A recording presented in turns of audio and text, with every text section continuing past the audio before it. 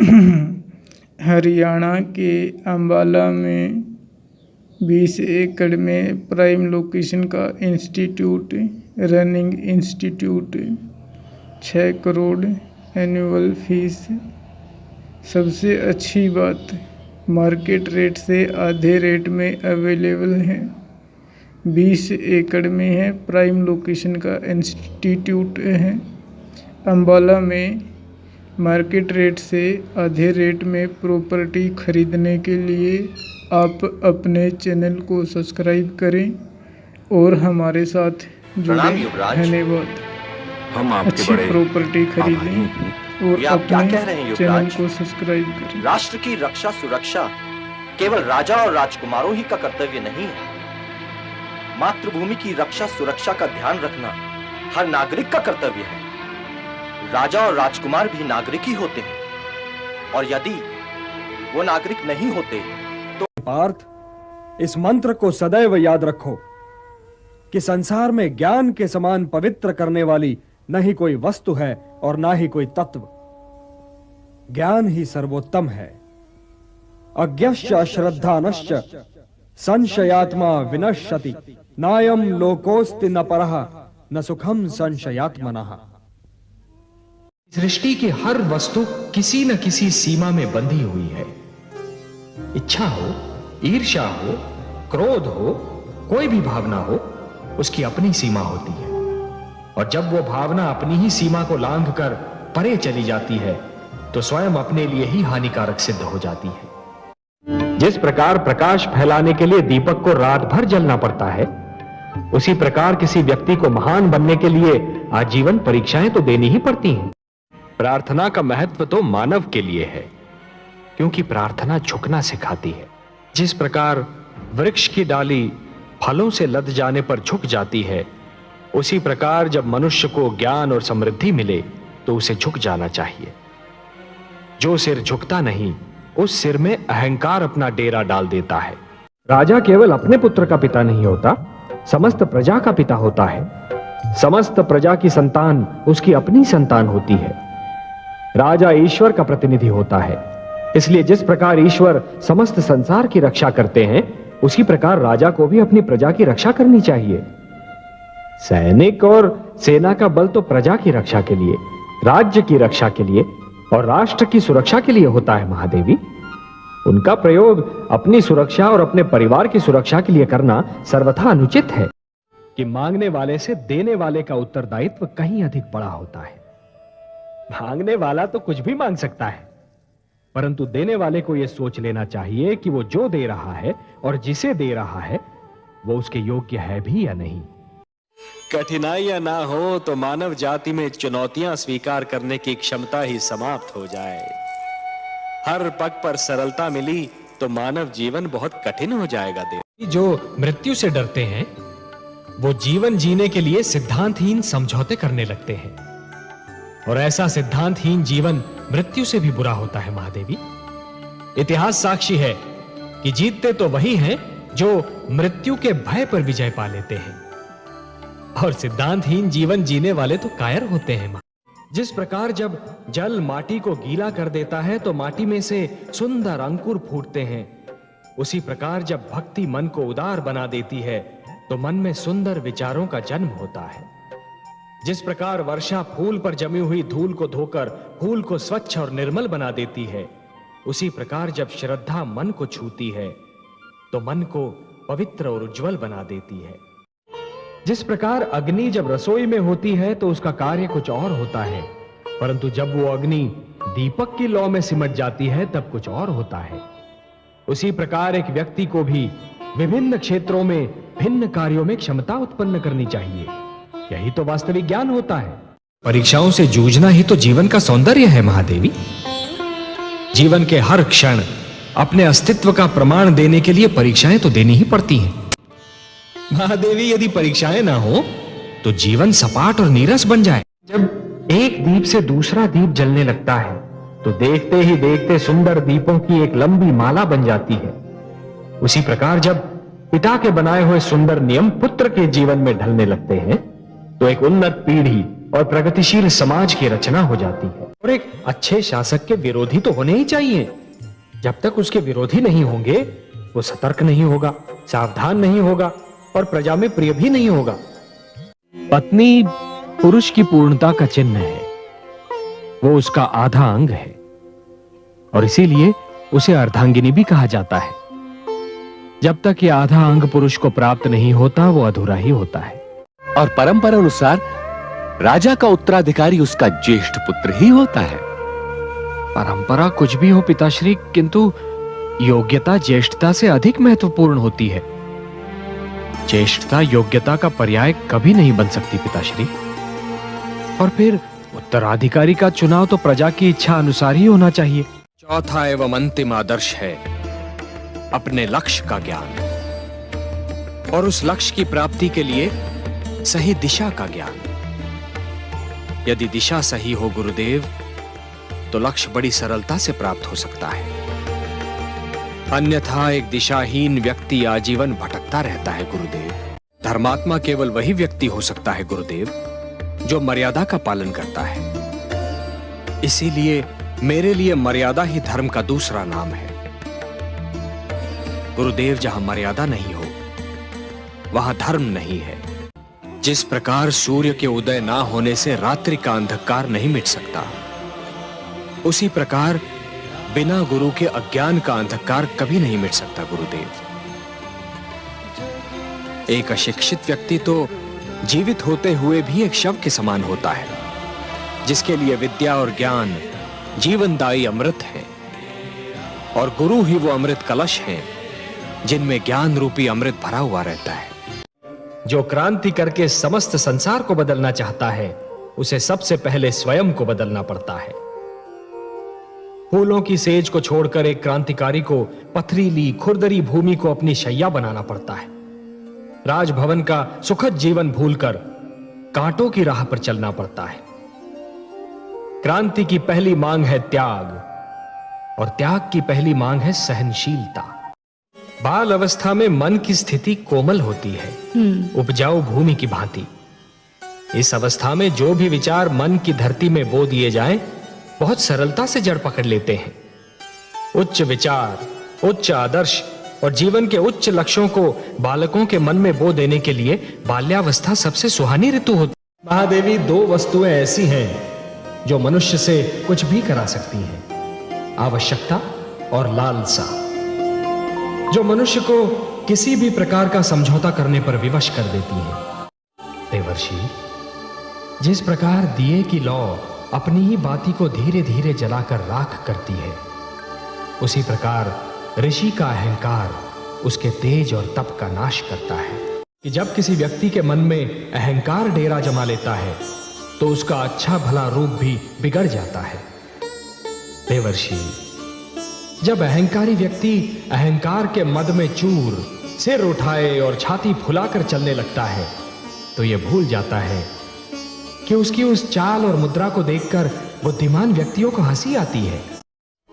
यदि ईश्वर जन्मदाता है तो किसान अन्नदाता है। वो धरती को अपने लहू से सींचकर मानव को जीवित रहने का साधन प्रदान करता है। सर्वथा सत्य है महादेवी। किसान धरती पर ईश्वर का सहायक होता है, परंतु इससे भी बड़ा एक सत्य और है महादेवी, कि एक राजा तो केवल अपनी प्रजा का पालक होता है, परंतु एक किसान सारी मानवता का पालक होता है। महादेवी, जिस क्रांति में नारी की भूमिका ना हो, वो क्रांति कभी सफल नहीं हो सकती।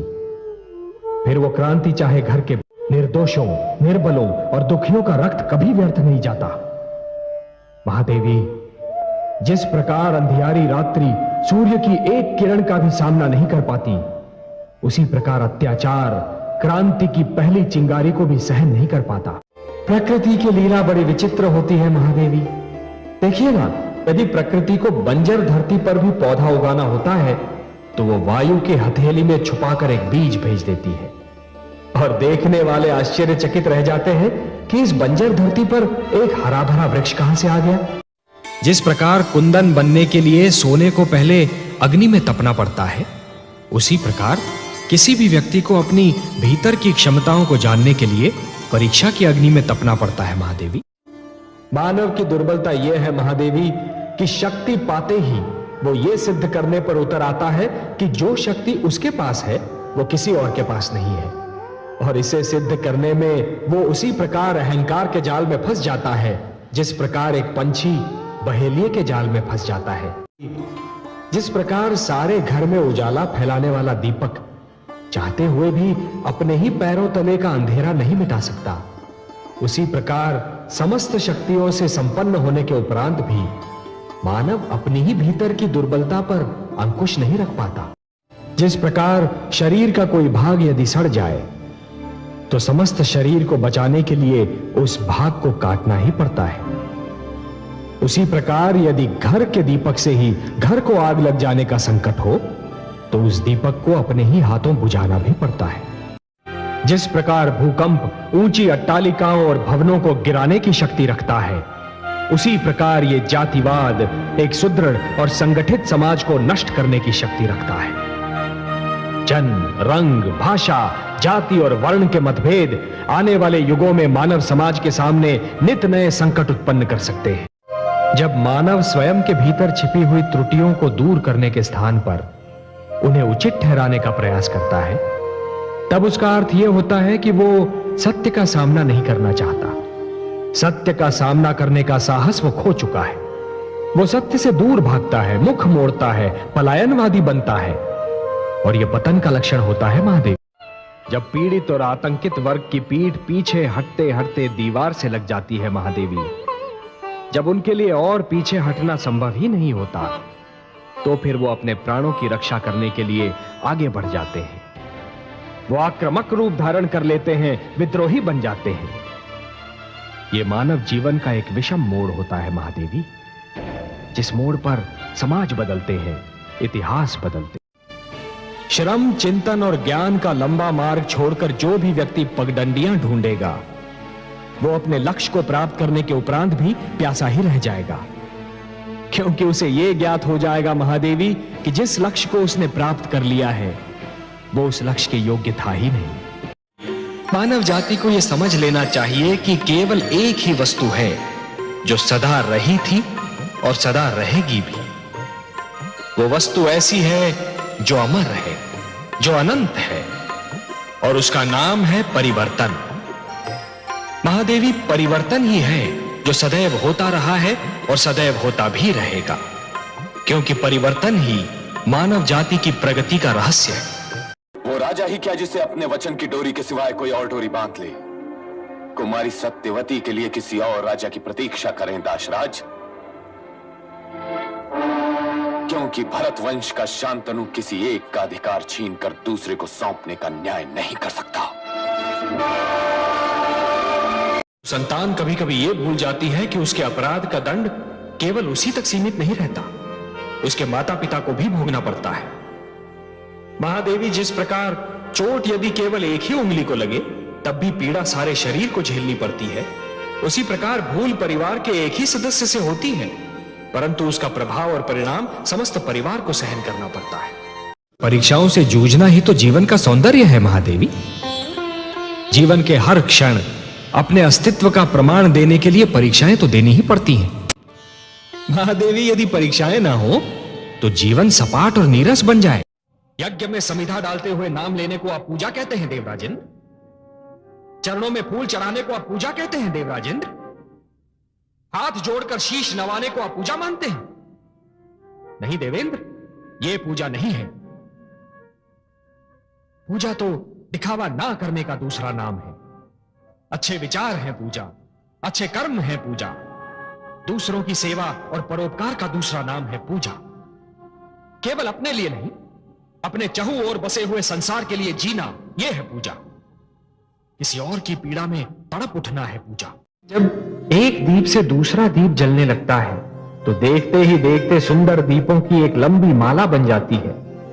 उसी प्रकार जब पिता के बनाए हुए सुंदर नियम पुत्र के जीवन में ढलने लगते हैं तो एक उन्नत पीढ़ी और प्रगतिशील समाज की रचना हो जाती है।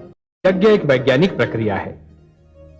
हवन की अग्नि में जो जड़ी बूटियां हम समिधाओं के रूप में डालते हैं वो वातावरण में पवित्रता और स्वच्छता उत्पन्न करती हैं। वो कीटाणुओं का नाश करती हैं वृक्षों में फल फूल अधिक आते हैं, वर्षा उसकी सुगंध से नियंत्रित होती है।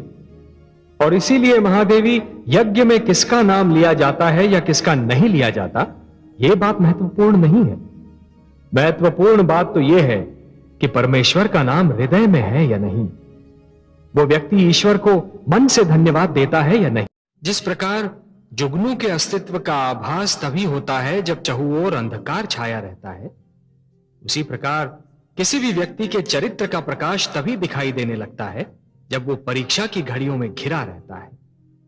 न्यायाधीश के न्याय के आसन पर बैठने से पहले और न्यायासन पर बैठने के उपरांत दो रूप होने आवश्यक है। न्याय के आसन पर बैठने के पहले वो व्यक्ति किसी का पिता हो सकता है, किसी का पुत्र हो सकता है, किसी का पति हो सकता है या फिर किसी का भ्राता।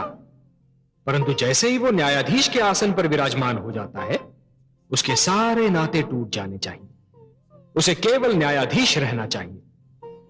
और यदि ऐसा ना हुआ महादेवी, तो कभी धन के लोभ से या कभी नातों की महत्ता से उसके पांव डगमगाने लगेंगे, न्याय प्रणाली पर भ्रष्टाचार का अधिकार हो जाएगा।